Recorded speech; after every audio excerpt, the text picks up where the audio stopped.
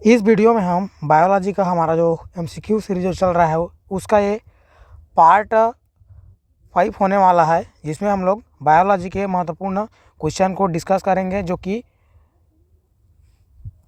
हर exam के लिए समान रूप से महत्वपूर्ण है, जहाँ जो है साइंस पूछा जाता है, क्योंकि हर एग्ज़ाम में जो साइंस का सिलेबस होता है वो समान ही होता है।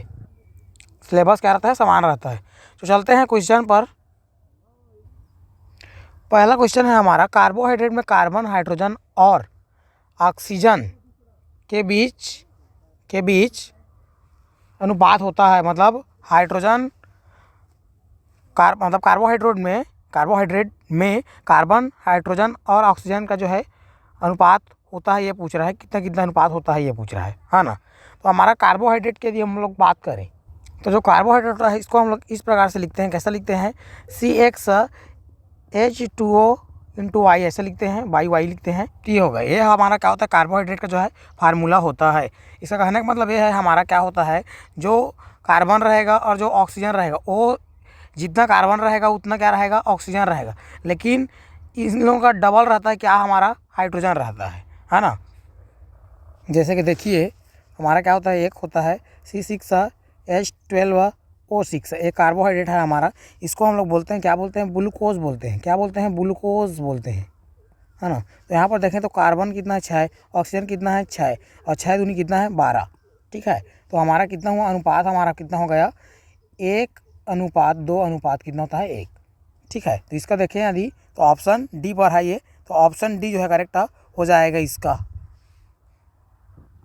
यदि बात करें ग्लूकोज को, तो इसको हम लोग बोलते हैं मोनोसेकेराइड या सेकेराइड जो है कार्बोहाइड्रेट जो है बोलते हैं, है ना। मोनो हो गया। अब क्या होता है, डाइसेकेराइड। डाइसेकेराइड में इसका किसका होता है एग्जाम्पल? डाइसेकेराइड का एग्जाम्पल होता है हमारा, होता है C12H22 और होता है O11। तो ये हमारा क्या होता है, डाइसेकेराइड होता है। ठीक, तो इतना जो है याद रखना। इसका जो राइट आंसर है ऑप्शन डी हो जाएगा करेक्ट, है ना। चलते हैं नेक्स्ट क्वेश्चन पर। नेक्स्ट क्वेश्चन है हमारा, निम्नलिखित में से कौन सा मूल का उत्पाद नहीं है? मूल मतलब होता है जड़। क्या होता है? जड़ होता है ना। तो जड़ का उत्पाद नहीं है। यहाँ पर दिया है ऑप्शन में, चुकंदर दिया है, गाजर दिया है, मूली दिया है और दिया है आलू। तो जो हमारा जो आलू होता है वो रूपांतरित जो है तना होता है ना। तो यहाँ पर पूछा है जड़ नहीं होता है बोला है, तो रूपांतरित जो है क्या होता है, तना होता है। क्या होता है? तना होता है ये। तो ऑप्शन डी जो है हमारा आलू क्या हो जाएगा, करेक्ट हो जाएगा। ऑप्शन डी जो है करेक्ट हो जाएगा। और ये जो बताया गया चुकंदर, गाजर, मूली, है ना, ये सब क्या होता है, जड़ होता है। चलो इसको अलग से जो है मैं लिख के बताता हूँ, है ना। जड़ की बात करें, किसका बात करें, जड़ की बात करें, तो जड़ हमारा होता है क्या होता है, ये हमारा होता है जड़ होता है। जड़ कौन कौन होता है? तो हमारा होता है जड़ होता है, मूली होता है, गाजर होता है, और होता है हमारा शकरकंद होता है, और हमारा चुकंदर होता है ना। सलजम बोलते हैं, ये होता है सलजम। ये जो है हमारा क्या होता है, रूपांतरित जो है जड़ होता है। रूपांतरित क्या होता है, जड़ होता है। ऐसी क्या होता है, तना की बात करें तो तना हमारा कौन कौन है, तना हमारा होता है, आलू होता है, प्याज होता है, और होता है लहसुन होता है, क्या होता है, लहसुन, और होता है हल्दी, और होता है अदरक। ये हमारा क्या होता है, रूपांतरित जो है तना होता है। रूपांतरित जड़ की बात करें तो ये होता है इतना, है ना, और तना की बात करूँ तो इतना। ठीक, तो चलते हैं नेक्स्ट क्वेश्चन पर। नेक्स्ट क्वेश्चन है हमारा, ग्वानिन साइटोसिन के बीच कितने हाइड्रोजन बंध होते हैं? मतलब ग्वानिन और साइटोसिन के बीच कितने हाइड्रोजन बंध होते हैं पूछ रहा है। तो ये राइट क्वेश्चन है हमारा। डीएनए की जो रासायनिक जो संरचना होता है, तो उसका जो नाइट्रोजनी जो क्षार होता है ना, नाइट्रोजनी क्षार क्या होता है, नाइट्रोजनी क्या होता है, क्षार होता है ना। तो इसका जो है नाइट्रोजन क्षार होता है, इसको हम लोग क्या करते हैं, दो तरीके से जो है वर्गीकृत करते हैं। पहला होता है हमारा फ्यूरिन होता है, क्या होता है, फ्यूरिन्स होता है, फ्यूरिन्स। और दूसरा होता है हमारा क्या, पिरीमिडिन्स, क्या होता है, पिरीमिडिन्स, पिरीमिडिन्स, है ना। फ्यूरिन में कौन आता है, तो इसमें आता है एडेनिन और आता है क्या, ग्वानिन। और इसमें क्या आता है, पिरिडमिन्स में, इसमें आता है थायमिन और आता है इसमें क्या, इसमें आता है साइटोसिन।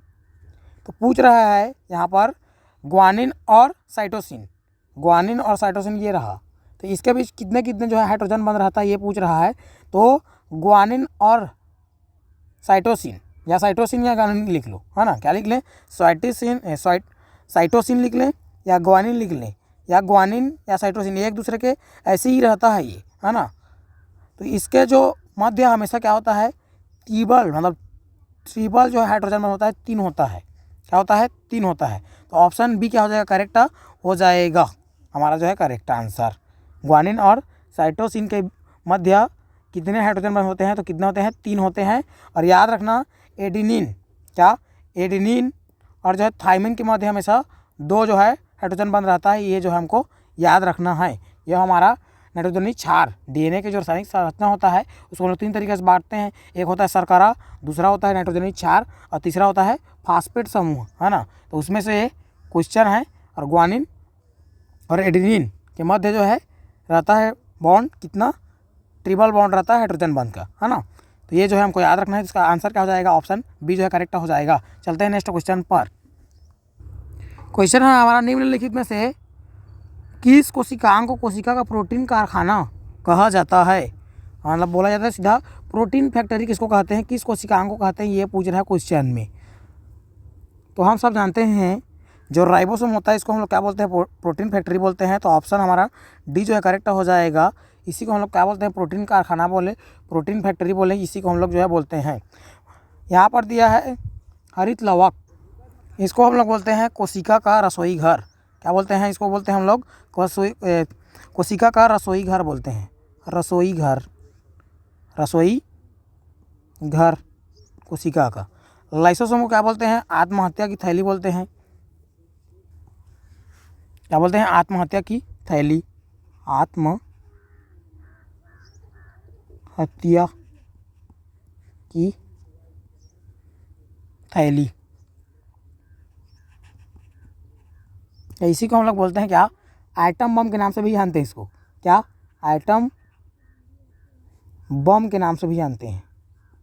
तो ये जो है याद रखना है अपने को।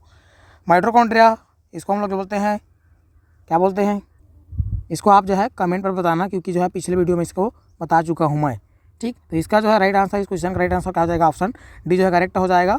माइटोकॉन्ड्रिया का और क्या किस नाम से जानते हैं इसको आप जो है कमेंट पे बताना। चलते हैं नेक्स्ट क्वेश्चन पर।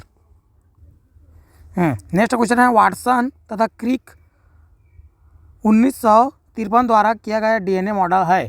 तो डीएनए, हाँ, जो डीएनए है होता है बी डीएनए, जेड डीएनए या सी डीएनए या डी डीएनए। तो जो वाटसन और क्रिक जो दिया था हेलिक्स मॉडल, उसमें जो है बायोटिक डीएनए, मतलब ऑप्शन बी जो है, मतलब ए जो करेक्ट हो जाएगा, बी डीएनए को जो है लोग जो है दिए थे। तो इस क्वेश्चन का जो है राइट आंसर क्या हो जाएगा, ऑप्शन ए जो है करेक्ट हो जाएगा।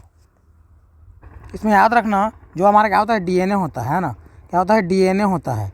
डीएनए को क्या करते हैं, आरएनए में चेंज करते हैं। तो इसको हम लोग क्या बोलते हैं, इसको हम लोग बोलते हैं ट्रांसक्रिप्शन बोलते हैं, क्या बोलते हैं, ट्रांसक्रिप्शन बोलते हैं, ट्रांसक्रिप्शन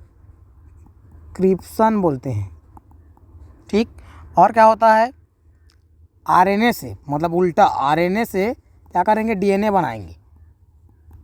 तो इसको हम लोग बोलते हैं क्या, इसको बोलते हैं रिवर्स ट्रांसक्रिप्शन, ठीक, क्या, रिवर्स ट्रांसक्रिप्शन बोलते हैं। तो ये जो है याद रखना। और जो डीएनए दिए थे वाटसन और क्रिक, डीएनए मॉडल हेलिक्स मॉडल बोलते हैं ना, तो उसमें क्या क्या थे, बी डीएनए जो है दिए थे। इसका जो है राइट आंसर ये हो जाएगा। इस वीडियो में इतना ही, मिलते हैं नेक्स्ट वीडियो में। यदि आपको यह वीडियो अच्छा लगा तो लाइक कमेंट सब्सक्राइब आप कर सकते हैं।